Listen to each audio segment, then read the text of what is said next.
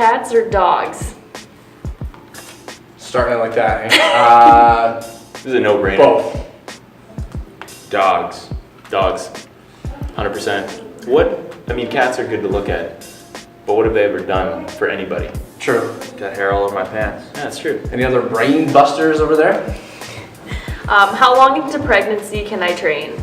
Forever. I just had someone go through full pregnancy, right up until 2 days before she gave birth. It's really just what I found, just listen to your body, listen to your doctor more than anything. Scale things down a little bit, scale weight down, intensity down. Have you guys worked with anybody that's been pregnant? Yeah, I've seen a lot of people that's like a really common question to get if you're able to continue working out. I think there's a big stigma that pregnant women have to be very careful and they're delicate, and that's, in a lot of ways, it's true. You have to change your life a little bit. You have to be a little bit more conservative, but there's definitely people who kind of take that a little too much and they do nothing and they end up putting on a little extra weight, and it's a lot tougher to come back. I'm pretty sure the rule of thumb is when you're pregnant, you should put on approximately about 20% increase in body weight, depending on who you are. So if you're really small, that could be anywhere between like 15 to 20 pounds, or it could, ultimately spiral out of control if you're not doing anything. So Right, so you don't have to let it slip very far, really. yeah, so I think that like good training, and like Dan said, listen to your body more importantly. Some doctors will tell you not to work out, so maybe listen to your body more than listening to True. Yeah. listening to some doctors. But again, it's more of a personal thing. Everyone's gonna be different. Is there ever too early of an age to get kids lifting weights? No. Anything on top of that? I feel like when you're young, you got the mobility to kind of move in the way that nature intended you to move. So it'd be a good time to at least kind of build the habits, build the strength in those positions before you kind of start working at school in that desk position for pretty much probably the rest of your life. And then you kind of lose that mobility and lose kind of that end range, and you kind of set yourself up for injuries when you don't have that mobility. We used to think that like the growth plates were vulnerable when kids were growing, and that a lot of impact or a lot of weight training would stunt the growth because you're compressing the growth plates. But there's not really a ton to back that up. It's more it was a theory that we kind of assumed would be a truth. And if you look at a lot of the great weightlifting nations like Poland, China, places that really, really reinforce good movement when they're young, they're doing a lot of body weight stuff before they get them doing lots of strength, but they're still doing a little bit of strength and weight work. So Right. I think it's all about kind of like you were saying, getting good movement patterns in first, and then when they get a little bit more mature and their connective tissue can handle it, then kind of load them up a little more. Right, start with basic type movements and then eventually get into things more complicated like weightlifting, clean snatches, stuff like that. But yeah, squatting, like at any age, really. What can I do to fix my callus? Or what do you guys do to fix your callus?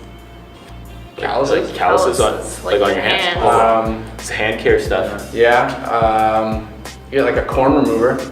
I have that, and it just shaves it down, and then take some sandpaper or like a nail file. That's what I got.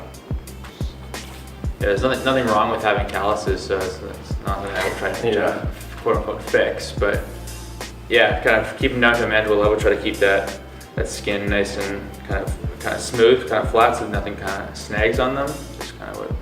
Gloves or no gloves? No gloves. No gloves, obviously. Yeah, no gloves. Okay. But calluses, it depends. Like if you're a massage therapist and you're trying not to shred your clients, I think that's probably good to trim them down. But a callus is basically just, it's an adaptation, right? The body's putting a little bit more density in that tissue, and it's really the force is just killing some of those epidermal cells first. So it kind of builds up that big area. So if you're finding calluses in odd places, like let's say you're finding, your third or fourth knuckle has a way bigger callus than one on the other side, it's also a chance that you're just, maybe you're moving a little bit inappropriately. Maybe you've got something you can clean up there. So it's almost like a little hidden asymmetrical little test. You can look and see where your calluses are coming in. Or you can chew them off. Yeah, I've seen some of these guys chew them off by the couch.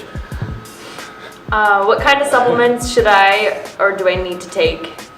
those That's are a good question. yeah, I two love very those separate questions there. Hey, Was it do you need or do you want to take? both. Both. Okay. Should I Should take? I? Need I take? Adam, why don't you go first? on this one? Slash. Yeah, I'd say kind of, you probably don't need to take any supplements really depending on your goals and your lifestyle. If you're having kind of a whole foods, well-rounded diet, supplementation probably isn't necessary, but if you're maybe a high-level athlete and recovery is kind of your main priority, you're training a couple times a day, then maybe some kind of certain recovery supplements might be beneficial, but obviously not for everyone. The extra like 1% for those guys, yeah. For the average Joes, just normal diet, it's gonna be fine. But if you really want to think about like what you could be, if there's something you're gonna add a supplement no matter what, you want some advice there, I'd say probably creatine's got the longest kind of history, the most research with it. I would look into that. That's a good one. What supplements are you guys taking right now? Just taking the creatine HMB from Blonix, and it's pretty good. I mean, I wrote a little article for them a couple months ago. You can maybe track it down. Go to Blonix's website, but it's made all my numbers trend up. But is that the supplement? Is that just training harder? Who knows? But like I said, I think supplements are just the cherry on top, like the extra 1% really. So yeah, if you're gonna take something, that's what I take. Yeah, Blonix, I take the beta-alanine for that, and JackRx, Creos for my creatine. Those are kind of the two main supplements I try to take, as well as a post-workout supplement. This a combination of carbohydrates and protein for immediately post-workout when I do, especially when I do 2 workouts a day. So I take that from Revive RX. It's a good small company from California. Sweet. I pretty much keep it simple. I take a fish oil, I take a little vitamin D, and I take a greens powder. And then I'll do like a whey protein kind of blend thing. And I'm not doing 2 workouts a day, but I'm working usually before or after I work out. So that's where it kind of helps really quick. It's I think you nailed it about the diet thing more than anything else. Yeah. It's like people look at that 1 to 2% marginal gains with adding supplements in there, but you have to really have all the other pieces in kind of line before you add simple them things there. first. Yeah. But it's super easy to get caught up into that because people are like, oh, I gotta try this new, pre-workout or this new post-workout or whatever, and they could be eating McDonald's 2 times a week. Right. Yeah. So it's, I think the big consistently. Can you talk a little bit more about vitamin D? Do you know much about that? Like I've heard anecdotally lots of stuff and how we're, especially like kind of in the northern part of Canada here or North America, that we're pretty deficient in vitamin D, and like that regulates a bunch of hormones and. Yeah, for sure. And just to keep it simple, it's not like a vitamin D lecture or anything like that, but it's really important for a lot of hormone production,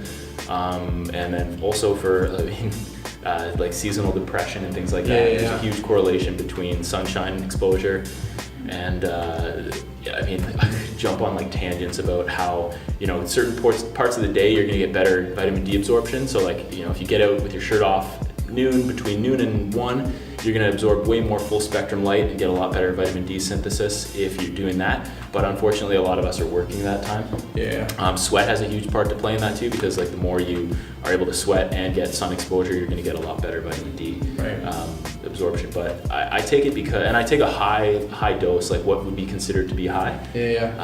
Because it's like toxicity is very, very tough to develop, and I think to actually maintain like a good consistent vitamin D intake is really tough, especially for us in the Pacific Northwest, because we don't have beautiful sunny days like California, and when we do, it's usually cold, so we might get our arms and our cheeks and nose and stuff.